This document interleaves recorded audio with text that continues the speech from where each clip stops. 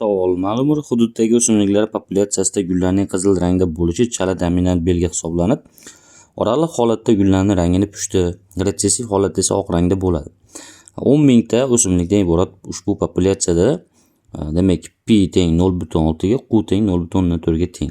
Gulning qizil rangda bo'lishi to'liq, pushti rangda bo'lishi esa 80% penetrantlikka ega etilyapti. Demak bizda katta A geni bu qizil rangni namoyon etadi va kichik A geni esa oq rangni namoyon etyapti va bular to'liq dominantlik qila olmaganligi hisobligi demak heterozigota holatda bu pushti bo'lyapti. Ya'ni katta A genimiz kichik A geni ustidan to'liq dominantlik qilmayapti, ya'ni chala dominantlik.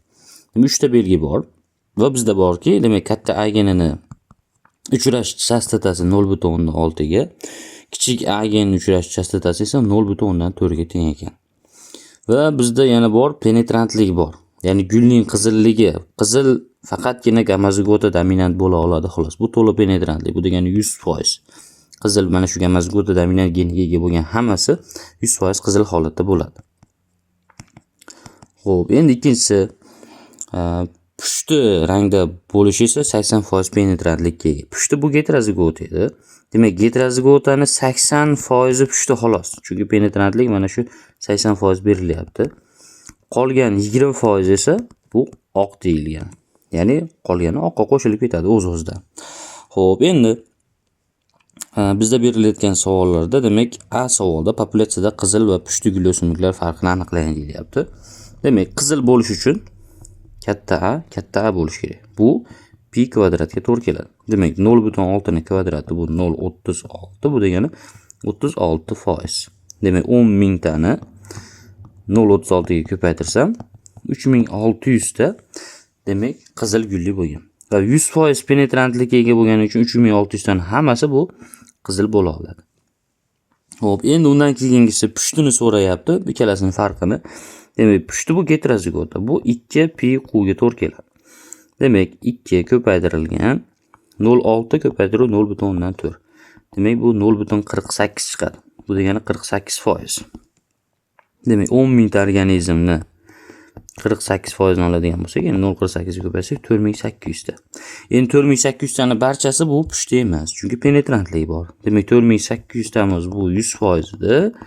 80% penetrantlik bor pushtida, ya'ni 80% gina pushti. Genotipi heterozigota bo'lsa ham, qolgan 20% oq bo'la, anaqa pushti bo'la olmaydi, oqqa qo'shilib ketadi. Ya'ni shu heterozigota genotipiga ega bo'lgan 4800 tani faqat 80% pushti rangga ega bo'ladi. Buni topadigan bo'lsak 3840 ta. 3840 ta demak fenotip jihatdan oq holatda bo'ladi. Endi farqini so'ragan, bizda farqi. Demak, qizil bilan pushtini farqi. Demak, qizil minus pushti. Qizilimiz chiqdi bizda 3600 ta, pushtimiz 3840 ta. O'zi asli kattasidan kichigini olish kerak. Men so'ragan narsasi bo'yicha ketma-ketlikka qo'yib qo'ydim. Demak, farq kelib chiqadi. Shunda 240 ta. Demak, A savolining javobi 240. Xo'p, B-sida deyapti, populyatsiyada qizil gulli o'simliklarni aniqlang dedi. Qizil gulli o'simliklar biz topib qo'ydik 3600 ta. Demak, A savoliniki 240 ta chiqdi. 240 ta. B savolniki demak 3600 ta. Endi C savol ozgina chalg'itadigan joyi bor ekan shu C savolda. C savolda aytayaptiki, populyatsiyada F2 bo'g'inda ajralish beruvchi o'simliklar sonini aniqlang deyapti. F2 ni olib turib kelgan aniqlang deyilmayapti. Bu yerda F2 bo'g'inga o'tayotgan vaqtda o'zaro chachishganda ajralish ro'y beradigan o'simliklar sonini aniqlang deyilyapti. Bu aytilgan narsa bu aynan heterozigota genotipli bo'lgan pushti o'simliklarda olish kerak xolos. Bizda pushti qancha chiqdi? 3840 ta. Demak, C variantimizning javobi 3840 ta.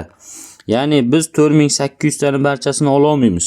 Chunki 4800 tadan 20% ni biz oq o'simlik deb atadik. Demak, oq bo'lgandan keyin u fenotipi oq. F2 avlodga o'tganda ham oq bo'lib o'tadi. Bular hali F2 ga o'tmasdan turib 3840 ta pushti va bu heterozigota genotipga ega. Bu chashishadigan bo'lsa bular o'zaro va avlodda ajralish ro'y bera oladi. 3840 ta degan javob bo'ladi. Demak, javobimiz 3840 bo'lyapti C javobda. 3840 ta.